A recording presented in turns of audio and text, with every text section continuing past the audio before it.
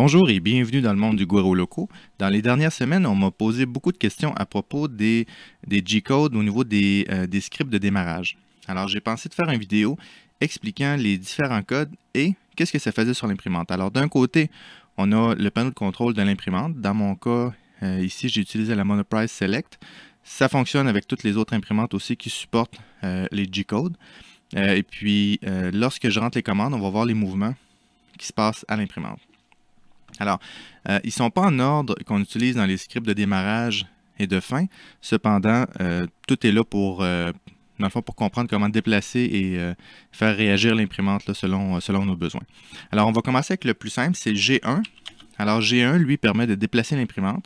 Ensuite, on lui dit, par exemple, X, on va l'envoyer à 25, Y 25. Ensuite de ça, Z, je vais l'envoyer à 2 mm de hauteur. Je peux y aller aussi avec des 25.0. Je peux être plus précis que ça si je veux. Je vais juste enlever mon pointeur. 25.0 et puis 2.0. OK. Ensuite de ça, je pourrais aussi faire avancer mon extrudeur en faisant E, le nombre de millimètres que je veux. Cependant, mon extrudeur présentement n'est pas chaud. Alors, ça ne fonctionnerait pas. Et puis, je peux lui dire à la vitesse que je veux ça. Alors, je veux ça à 1000 mm par minute.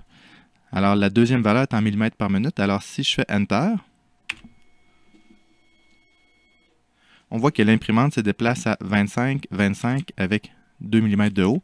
Alors, si je veux juste enlever la hauteur, puis le mettre à 5 mm de haut, ou allons-y avec 10 mm de haut,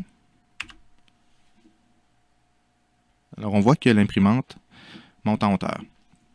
Alors, G1 permet de déplacer la tête. Ensuite, G28. Un G28, tout simplement, permet de faire un home. Alors, la tête descend lentement, mais descend certainement. Alors, qu'est-ce que je vais faire? Je vais faire un G1, X25, Y25, Z10, F1000. Je vais déplacer ma tête d'imprimante pour pouvoir le ramener au home. Et voilà. Et puis, je vais faire un G28 uniquement sur mon X. Alors, je vais faire un G28 maintenant uniquement sur mon Y. Et puis, sur mon Z. Alors, je peux les faire les trois ensemble. X, Y et Z. Dans le fond, si je veux faire X, Y, Z, j'ai juste à faire G28, Enter. Et puis, il va faire un home sur tous les axes où je peux spécifier mon axe. Alors, ça, c'est G28. G29 permet de faire un nivelage du bed. Alors, si je fais G29 ici, on va attendre que l'imprimante arrête de bouger. Alors, G29, dans ce cas-ci, il ne se passera pas grand-chose parce que je n'ai pas le nivelage automatique. Pour cela, j'aurais besoin d'un BL Touch ou un autre système de nivelage automatique. Ce qui est important de savoir, c'est avant de faire le G29, j'ai toujours besoin de faire un G28. Super important, avant le G29, faire un G28. OK, maintenant, on va regarder le G90. G90 ne déplacera pas l'imprimante. Cependant, il va spécifier qu'on travaille en position absolue. OK, par exemple, je tape G90. J'ai envoyé ça à l'imprimante. Maintenant, je tape G1, X25. On va y aller avec moi, Z2, X25, Y25. Alors, il va aller se positionner sur le X25, Y25, Z2 à partir du 000, c'est-à-dire à partir du home. Alors, il est en place. Maintenant, si je travaille avec le G91, c'est la position relative. La position relative, c'est que si j'ai dit d'aller au X10, Y10, ce ne sera pas X10, Y10 à partir du 00, mais bien à partir de la position actuelle. Alors là, j'ai envoyé un G91, je vais y envoyer un G1, X10, Y10, et regardez bien l'imprimante. OK? Alors, elle se déplace simplement de 10 et de 10 mm sur les deux axes. Si je le mets en mode G90, qui est en position absolue, puis que j'envoie un G1, X10, Y10, il travaille avec la position absolue. Alors, je répète, G90, position absolue, tout le temps en référence avec le 0,0, tandis que le G91, c'est la position relative en rapport avec l'endroit actuel. Alors, versus l'endroit actuel. S'il est au 25, 25, et puis je dis, je suis en G91, je lui dis d'aller en 10, 10, alors il va aller 10, 10 plus loin que la position actuelle. Maintenant, il y en a un autre, le G92. G92 permet de définir la position absolue actuelle. OK? Si je fais juste G92, Enter, il va dire, bon, ben, maintenant, c'est mon home. Le G92, on va l'utiliser pour l'extrudeur principalement. Alors, je ne le ferai pas ici parce que mon extrudeur n'est pas chaud, mais si je fais avancer mon extrudeur de 10 mm, et puis je veux lui dire d'avancer encore de 10 mm, alors je travaille toujours en position relative et non en position absolue, parce que ma position absolue, il faudrait que je calcule combien de millimètres que je fais avancer depuis le début de mon impression, ce qui pourrait devenir très complexe, surtout avec la rétraction, tout ça. Alors, mon G92, on l'utilise pour l'extrudeur. Alors, avant de faire un déplacement d'extrudeur, souvent, je vais faire un G92. Je vais envoyer 3 mm de filament. Alors, G92 E0. Ensuite de ça, je fais un G1 E 2 mm ou quelque chose de même. Puis ensuite, je refais un G92 pour dire, un coup que le filament est sorti, je rechange ma position absolue. Je définis ma position absolue. Alors, G92. Vous allez le voir principalement dans les scripts de démarrage. Maintenant, alors ça, c'était pour les G. On va passer dans la série M. Alors, M18, c'est pour arrêter tous les moteurs. Évidemment, on n'a même pas encore déplacé les moteurs, mais si vous regardez ici, je ne suis pas capable de déplacer ma tête. Alors, si je fais un M18, je suis capable de déplacer ma tête. Alors, je vais faire un Home. Alors, c'est pour relâcher les moteurs, pour enlever la tension qu'il y a sur les moteurs. Alors, M18. Ensuite de ça, M82, il est moins utilisé. Le M82, c'est pour passer en mode absolu sur l'extrudeur. Puis le M83, c'est le mode relatif pour l'extrudeur. Alors, je répète, M82, c'est le mode absolu pour l'extrudeur. M83, c'est le mode relatif pour l'extrudeur. Je peux utiliser aussi la série G, G90, 91, 92 pour ça. Je n'irai pas plus loin que là-dedans. On les utilise à l'occasion dans les scripts de démarrage. Maintenant, une option intéressante, c'est le M104.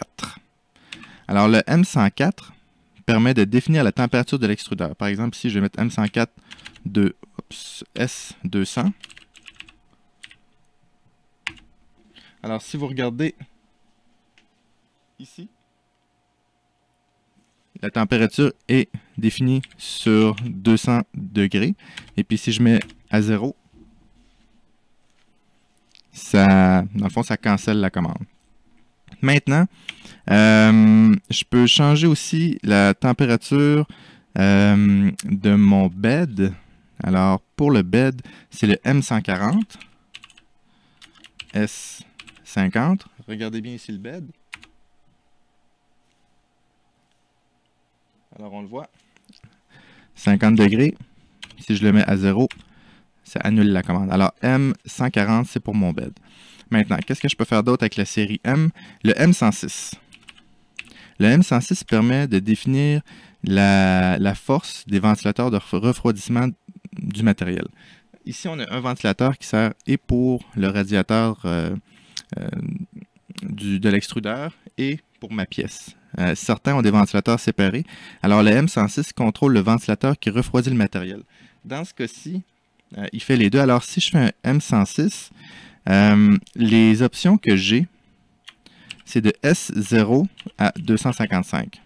OK, 255 équivalent à 100%, et puis 0 à 0%. Alors, si je veux le partir à 100%, alors M106 S255, mon ventilateur est parti. Si je le veux à 50%, c'est 127. On l'a entendu diminuer. Et puis, si je le mets à 50, alors c'est 50 sur 250. Alors, c'est comme ça que je vais régler la vitesse de mon ventilateur qui refroidit le matériel. Ensuite de ça, bon, supposons que mes ventilateurs sont partis. Et puis, je vais arrêter tous mes ventilateurs, c'est-à-dire même les ventilateurs de la buse, s'ils sont contrôlés, parce qu'il y en a qui sont connectés directement sur le 12 volts.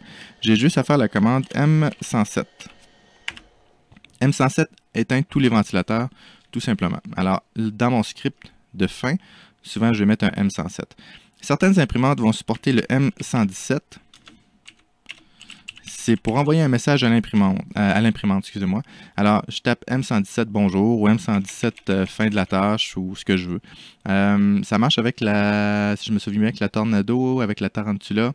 Je ne l'ai pas essayé avec la Little Monster, mais c'est pas quelque chose que j'utilise couramment, mais M117 pour afficher un message. Maintenant, il y a certaines imprimantes qui vont supporter aussi le M300. Le M300, c'est pour faire un bruit, un son à partir de l'imprimante. L'imprimante ici ne le supporte pas, mais il y a des imprimantes où il y a un piezo que je peux générer du bruit, par exemple, à la fin de l'imprimante, à la fin de l'impression, avec mon end script, mon script de terminaison, ou simplement au démarrage. Alors, c'est M300. S, c'est pour la fréquence, par exemple, 350 MHz ou Hertz. MHz, Hertz, probablement. Ouais, c'est Hertz, 350 Hertz, avec une durée de 1 seconde, c'est en millisecondes, 1000 millisecondes. Alors, S350 P1000, on va avoir un bip pendant 1 seconde. Alors, je peux en mettre 3 ou 3 courts bips, par exemple, de 250 millisecondes. J'en mets 3 en ligne. Ici, ça ne fera rien, là. Mais ça ferait pip, pip, pip. Si j'en mettrais 3 lignes de commande comme ça. Alors, ça fait pas mal le tour des G-codes qu'on utilise pour contrôler l'imprimante. À partir de ça, vous pouvez simplement faire vos scripts de démarrage. Par exemple, dans mes scripts de démarrage, sur une distance d'à peu près 10 cm, je vide la buse. Alors, pour être certain que lorsque je commence à imprimer, le matériel est déjà dans la buse, que ma buse est déjà chaude, etc., etc., etc. C'est pas plus compliqué que ça. Alors, il y a une page Wikipédia qui explique tous les G-codes, facile à gérer. Je vous ai sorti simplement les scripts que moi j'utilisais. J'espère que ça vous a été utile. Si ça vous a été utile, s'il vous plaît, mettez un like, abonnez-vous à la chaîne et à bientôt.